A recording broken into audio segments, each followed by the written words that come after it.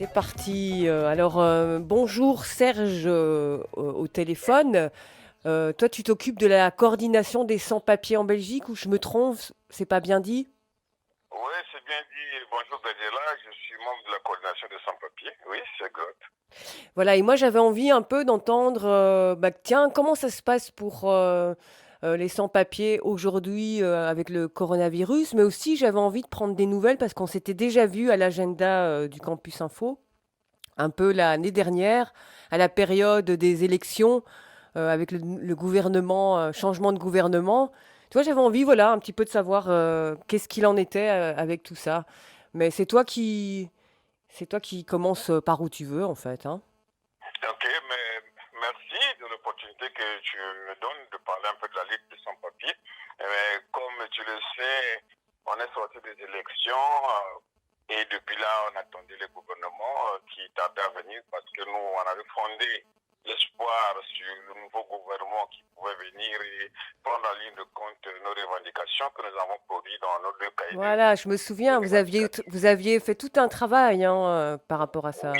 oui, c'était ça. Et que Et, de fil en aiguille, on continue à travailler avec les politiques, les présidents des partis politiques pour essayer d'en faire avancer. Mais comme au niveau fédéral, le gouvernement tarde à venir. Et voilà, nous sommes tombés dans la crise du coronavirus. Mais il est vraiment à constater que les sans-papiers ont été abandonnés par cette crise. ah Voilà, ouais? Oui? oui, laissez-moi vous dire que, par exemple, dans les occupations aucune autorité, aucun responsable d'une commune donnée où ils savent que non, là-bas, les gens peuvent vivre, n'ont pas osé envoyer même des services de prévention pour aller sensibiliser les gens qui sont déjà confinés, qui vivent déjà dans le confinement depuis de longues dates. Et alors là-bas, dans des conditions où les gens vivent, c'est loin vraiment que ce qui a été demandé par le gouvernement soit respecté, le principe des distanciations, de tout ça. Je pense que bon, voilà, c'est comme si, bon, déjà exclu dans le système, personne, aucun. Et pourtant, dans chaque commune, il y a des services de prévention. On pouvait quand même mandater des structures, des agents pour aller bien sensibiliser. On ne l'a pas fait. Mais nous, on a fait passer le message nous-mêmes et que nous, on essaie de s'organiser dans ce sens. Et là, qu'est-ce qu'on constate? Vraiment, la précarité est plus encore, c'est encore développé parce que les sans-papiers qui avaient pour habitude de sortir, d'aller travailler, tout ça là, et apporter quelque chose pour survivre à ses besoins, ils ne savent plus le faire. Et donc, c'est vraiment, ça se joue et dans la tête, et dans l'esprit, dans tout. C'est difficile à vivre. Bah oui. Et nous, d'entrée de jeu, déjà dès le 18, on avait produit un communiqué de presse où on interpellait les politiques. C'est le moment d'agir. Il n'y a pas à tourner autour du pot. C'est un problème de santé publique et que la question de santé publique, on ne peut pas continuer à laisser d'autres personnes au bord de la route, sinon on ne gagnera pas cette lutte. Parce que c'est ça le problème. Si on pense que non, bon voilà, si ce coronavirus ne choisit pas, sans papier, avec papier, migrants, autochtones, etc., ça touche tout le monde. Donc, mais il faut mettre les gens sur le même pied d'égalité de façon que non, l'accès aux besoins, l'accès aux soins, l'accès. C'est ça le combat que nous sommes en train de mener Bien sûr, aujourd'hui. bien sûr. Mais qu'est-ce qu'il en est aujourd'hui? On est le quantième là, on est le... J'ai un trou. On est le 8, on est le 8, On est le on est 8 le 8. avril. Qu'est-ce qu'il en est aujourd'hui, maintenant, de toutes ces mesures pour aider les sans-papiers, les personnes sans-papiers? Mais pour l'instant, rien ne sort du concret. Et on entend par ici des députés qui disent que non, on veut faire ceci, on veut faire cela. On ne sait pas ce qui les en empêche. Le gouvernement, ils ont des pouvoirs spéciaux. On les a interpellés à ce sujet. Quand on a des pouvoirs spéciaux, mais on s'en sert et trouver des solutions durables pour tout le monde. Mais on sélectionne, on regarde. Personne ne parle des sans-papiers. On n'a jamais parlé des sans-papiers dans les médias. Aucun journal ne parle de ça. Il n'y a pas Alors eu que la question. une carte blanche récemment Mais pour parler de... les cartes blanches, on les produit, les exemples, on les cite, tout ça. Alors, regardez ce qui se passe au Portugal. Le Portugal n'a pas cherché c'est pas des choses qu'on devait passer toute une vie à négocier. On regarde c'est le problème des humains. Aujourd'hui, le gouvernement ou bien tous ceux qui sont contre la régularisation n'ont pas d'argument.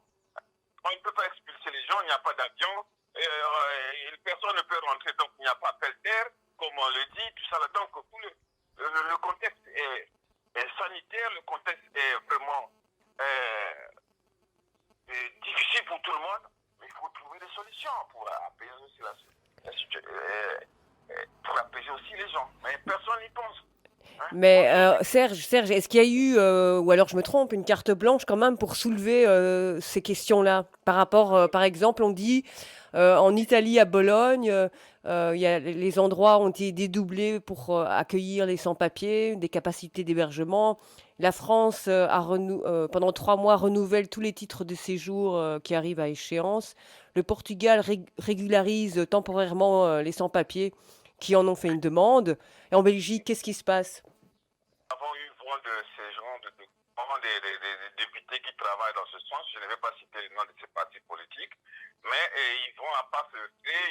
C'est eux qui siègent au Parlement là-bas, c'est eux qui, voilà, parfois ils viennent nous demander qu'est-ce que vous en pensez, mais nous, qu'est-ce qu'on va encore en penser? Nous, on a déjà produit un C'est sûr. cahier où les critères sont déjà clairs.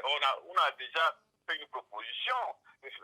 Concertez-vous et ayant ce principe d'accord qu'il y aura une régularisation, on s'assoit à la table de négociation, on regarde dans le point des choses. Pour l'instant, nous, on vient encore vers nous pour dire non, mais qu'est-ce que on a déjà nos cahiers pour lesquels on a proposé des solutions, tant au niveau local, au niveau. Hein. Bon, À Bruxelles, nous avons 19 communes, 14 qui se disent hospitalières, mais combien de communes ont réquisitionné des endroits pour vraiment loger les sans-papiers, pour loger les sans-abri, pour loger. combien de communes? Il n'y en a pas. C'est vrai? À peine 2 communes, Anderlecht Ah ouais. et Forêt. Ok. On peut le faire, mais on veut avancer. Nous voulons des initiatives du genre à Forêt. Tout le collège communal a décidé de demander la régulation des sans-papiers. Ouais, j'ai lu ça. Ça en est où, ça? Mais au moins, eux, il y a cette volonté politique qui est sur là. Mais si les 19 communes de Bruxelles se prononçaient dans ce sens, nous pensons que ça peut faire bouger les lignes. Mais les autres communes, bon, silence radio, on se dit progressiste, on se dit hospitalière, on se dit ceci, on ne voit rien sur le terrain. Comment ça se fait, ça? Toujours la même question, c'est genre, il y a un peu pas d'intérêt, un manque d'humanité, un manque chacun pour soi. Comment est-ce que tu traduis ça? Pourquoi ça bouge pas? En tout cas, les gens ne mesurent pas, les conséquences de cette situation. Tu crois? Mais sincèrement, parce qu'on ne peut pas laisser au bord de la route toutes ces personnes vulnérables qui sont les sans-papiers. La question, c'est un problème de santé publique. Donc, tout le monde doit être. Et ça commence par l'accès aux droits. Aujourd'hui, les sans-papiers, ça fait 15 ans pour certains, disons, on est là à toujours revendiquer ces droits. Mais à un moment donné, qu'on puisse trouver que non, le moment est là pour trouver des solutions. Et le moment là, c'est celui-là. Nous pensons que non, mais si au Portugal, en Espagne, un peu en France, on commence à monter dans ce sens. En Belgique aussi, voilà, on pouvait aller aussi dans cette dynamique-là. Donc, c'est parce que c'est difficile à souvent peut-être bien expliquer, mais quand tu as vécu cette situation, quand tu la vis, et tu trouves que non, tu trouves pas de dignité, les mots me manquent. Donc c'est pour dire que non, les politiques ont une décision à prendre, c'est leur décision. Et ils doivent savoir que non, par leur décision, c'est des vies des gens aussi qui sont en jeu. Donc nous remettons toujours le problème sur le tapis, on est là. Et d'ici là, il y aura une lettre qui sera publiée par la coordination. Et il y aura un texte aussi qui sera publié par le CIRE. Les membres de la coordination, je pense qu'ils vont bien soutenir parce que le fond du document est bien construit et bien contextualisé, et tout est clair. Et donc, il faut trouver des solutions. Aujourd'hui, il est illégal de garder encore les gens dans le centre fermé. Il n'y a pas d'avion pour les expulser. Il n'y a pas de sortie. Maintenant, pourquoi les gens seraient toujours dans le centre fermé? Ouais, ce n'est pas normal. Ouais, ce qui, de toute façon, c'est pour moi, Serge, c'est pas normal de pas donner de pas donner des papiers aux gens, tu vois. Donc, qu'ils soient en centre fermé, c'est complètement aberrant. Mais l'Office des étrangers a fermé ses portes il y a déjà, ben, au tout début du confinement. Donc, pour faire sa demande d'asile, c'est déjà pas possible. Et j'ai lu récemment qu'ils avaient réouvert l'Office des étrangers. Oui, mais nous, on n'a pas souvent discuté avec l'Office étranger parce que l'Office étranger, c'est un organe d'exécution. Donc, ils attendent les décisions au niveau politique. Ils travaillent, bon, voilà, selon leur agenda. Tant que la politique d'asile et migration n'a pas changé, ils restent tous sur ce mot-là. On avait un rendez-vous avec le directeur, M. Freddy Rosemond, mais voilà, on n'a jamais tenu ce rendez-vous parce que lui, il attend que le prochain gouvernement viendra avec de nouvelles directives. En fonction de ça, on pourra s'asseoir pour regarder qu'est-ce qui sera mis dans l'accord du gouvernement. Donc, nous, tout ce que fait l'Office des étrangers,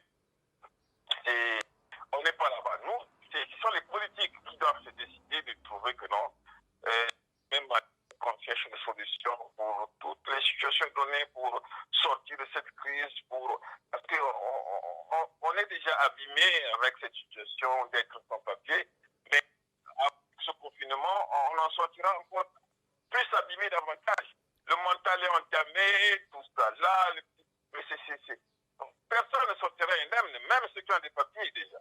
Combien de fois, voilà. Donc c'est très compliqué. Un sans-papier qui se débrouille, non pas seulement il se débrouille pour lui-même, parfois il satisfait aussi les besoins de ses parents qui sont au pays. Mais déjà dans cette situation, ça devient difficile. Maintenant, écoutez, il faut qu'on trouve des solutions. Qu'on trouve des solutions. Madame Sophie Wilbert, qui a les parts spéciaux, et mais si elle ne s'en sert pas, elle ne rentrera pas dans l'histoire. Sinon, voilà, on parlera d'elle au passé, et puis voilà, on dirait rien de concret. C'est ce que nous avons dit quand on a été reçu par M. Georges-Louis Bouchier, on a dit, vous êtes un nouveau président d'un parti, montrez que non, voilà, vous pouvez changer les choses. Ce n'est pas à vous arc-bouter dans des positions qui ne font pas avancer aussi l'humanité, voilà. Et qu'est-ce Et qui... les patrons disent qu'ils ont des besoins dans les mains-d'œuvre, dans les métiers en pénurie. Attends, parce que là, je comprends plus rien. Je comprends plus ce que tu dis. Les patrons ont besoin de main-d'œuvre, c'est ça que tu dis? Oui, mais ça, c'est même bien avant la crise. Il y avait un besoin dans les métiers en pénurie. Actiris s'est proposé de former les sans-papiers dans les métiers en pénurie. Pourquoi les sans-papiers qui travaillent à Actiris? Quand Actiris a décidé de cette question, et c'est en âme et conscience, en voyant les besoins qui lui étaient posés par les patrons. Et voilà, aujourd'hui, pas plus tard qu'il n'y a pas très longtemps déjà, avec la crise du coronavirus, les fruits, je sais pas moi, les pommes, les cerises commencent à pourrir et on a besoin de migrants pour aller les ramasser. Ouais. Ça soit comme Ouais. ça, ils ne sont pas là. Les gens ne sont pas là pour être exploités seulement. Voilà. Non, tournez-leur les doigts et ils vont travailler tout en ayant toutes les protections possibles et en gagnant aussi avec dignité. Ce n'est pas parce que non, il y a la crise et que les pommes commencent à pourrir que, donc, que les gens viennent ramasser les pommes. Non, ça ne se passe pas comme ça. Ça se passe comment, Serge? Là, je comprends pas. J'ai pas compris ce que tu voulais dire. Avec les pommes et les cerises. Mais oui, mais il y a tout ce qui produit ces produits-là. Aujourd'hui, Ils recherchent les gens, c'est ça? il y a des sans-papiers qui partaient travailler, il y avait des Polonais, nous sommes en temps de confinement, et ces produits-là sont en train de produire. Ouais. Et ils ont lancé un appel de voir que non, les gens, ils ont besoin de migrants pour aller ramasser ça. J'ai pas vu ça, ouais. Et c'est où ça se passe en Belgique? Et bien sûr, c'est en Belgique. Partout, c'est en Belgique. C'est en Belgique. Mais nous, lorsque on a discuté de cette question avec les amis, on a pensé que non, mais c'est raisonnable. De la même manière que... Attends, voilà, parce qu'on ne comprend pas bien toujours au téléphone, mais quand tu as discuté de ça avec qui? Quand tu as discuté de ça, de ce problème-là avec qui, en fait? Mais nous, on échange ici entre nous, entre amis. On a notre page où on discute, on fait des réflexions sur ce genre de questions. Ouais. Entre nous, dans la coordination et sans-papiers. Ouais. Voilà. La santé des sans-papiers aussi doit être prise en ligne de compte. Ce n'est pas que non, voilà, parce qu'il y a des pommes, parce que bon, voilà, on est en difficulté et que non, bon, il faut aller travailler. et on va aller s'exposer comme ça. Non. Nous, tout ce que nous voulons, c'est d'avoir les droits comme tout le monde. Mais évidemment. Et les gens, quand ils vont s'investir, on a mis conscience, et en ayant toutes les protections, en faisant vraiment les choses dans la règle là. C'est mieux pas aller travailler pour que le patron soit le seul bénéficiaire au mépris de la santé des gens qui vont aller ramasser les pommes. Mais dis-moi, Serge, est-ce qu'il y a de la solidarité entre tout ce petit monde-là, quand même? Oh oui, mais nous sentons la solidarité et le soutien. Il y a les soutiens qui interviennent, qui sont très sensibles, qui apportent des vivres, qui apportent des choses un peu essentielles, notamment dans les occupations. Là, au moins, il y a. Mais là où on ne voit pas les choses bouger, ce sont les politiques. Aucun politique ne peut dire que non, voilà, moi, j'habite, je suis échevin de telle commune, j'ai été visiter telle occupation. Non. Mais attends, parce que, enfin, je reprends ma question, hein. On s'est vu l'année dernière avant le changement, comment on dit, de gouvernement. Alors, il se fait évidemment qu'il y a eu un souci, il y a pas vraiment de gouvernement. Mais toi qui travailles avec d'autres gens sur cette question-là, Oui. c'est dingue qu'il n'y ait pas eu, il n'y a pas un petit quelque chose, je sais pas moi, au niveau, parce que tu dis le politique ne bouge pas. Mais ça fait combien de temps que tu travailles sur ces dossiers avec d'autres gens sur le sujet? C'est quoi le problème dans le fond? Tu peux le Mais, nommer? Tu peux le nommer le problème? mais le problème, c'est au niveau de l'accord du gouvernement. Le seul parti qui avait essayé d'aborder cette question-là, c'est le PS, quand M. Paul Magnette avait l'initiative de faire des propositions. Au moins, il avait effleuré un peu les propositions que nous avons soumises dans notre cahier. Mais d'autres, quand ils parlent, ils n'abordent même pas cette question. Donc, près de 9 mois, je ne sais pas combien de mois sont passés au niveau fédéral où se trouve la solution de la question des sans-papiers. On n'a jamais abordé ça dans le fond. Okay. Donc, les gens s'arc-boutent dans des positions, voilà, c'est très difficile. On ne pourra pas lutter Contre on quoi? ne trouve pas de solution.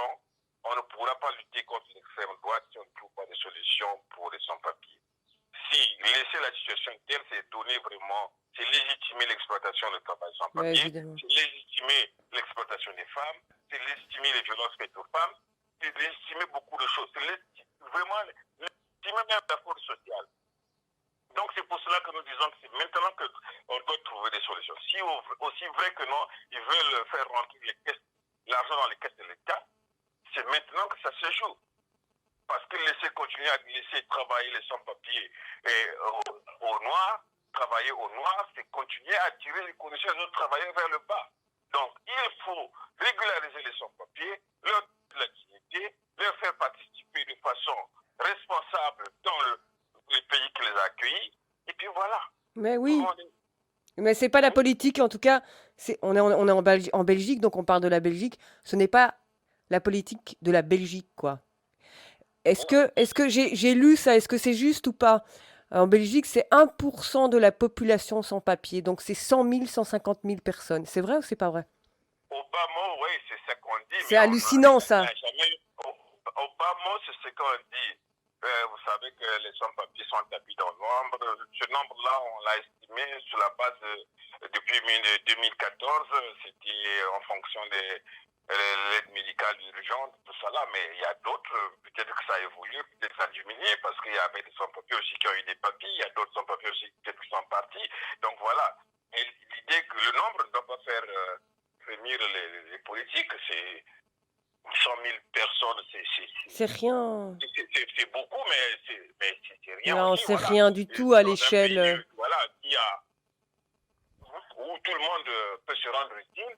Nous pensons que non, c'est possible. Nous, le nombre, peu importe, mais l'idée, c'est d'aller accepter ces principes de dignité, de donner les droits aux gens. Il reste 1 minute, Serge. Que dire d'autre là-dessus? Moi, c'est toujours cette interpellation des politiques, et puis voilà, parce qu'on avait prévu faire une manifestation le 19 avril. Ah oui, j'ai vu ça. Voilà, et donc tout est reporté, ce n'est pas qu'on n'a plus une date, mais je crois que toutes les revendications vont ressortir. Comme on va soutenir tous ceux qui travaillent dans le monde médical, qu'on a souvent oublié, mais à ce moment-là aussi, nous aussi, on va sortir pour continuer aussi à revendiquer les droits des sans-papiers parce qu'on ne peut pas continuer comme ça. Ouais. Ok. En tout cas, c'était, moi j'avais envie de donner le micro pour entendre, pour un peu entendre ce qui se passe et on se doute bien, en tout cas les gens qui sont touchés par cette histoire de sans-papiers se doutent bien que ça doit être encore plus difficile évidemment pour vous. Et donc voilà, j'avais envie de mettre un peu la lumière là-dessus. En tout cas, c'est bien, mais donc là, les sans-papiers sont confinés. Et hier, il y a un sans-papier qui me disait que non, mais Serge, je ne suis plus confiné, mais je suis congelé. Parce que ne pas faire quelque chose, je ne vis plus. C'est Hmm, ça qu'ils sont maintenant. Ouais. hmm. Voilà. Ok. Merci Serge. Merci à toi, gratitude. Et pas hésiter, tu connais mon téléphone si jamais, enfin voilà, je sais pas si le fait de parler peut changer les choses, mais peut-être un peu les faire bouger les idées, j'en sais rien, je sais pas, mais en tout cas, Merci beaucoup, je ne m'en voilà. ferai pas. Merci. Mais à bientôt Serge. Merci, salut.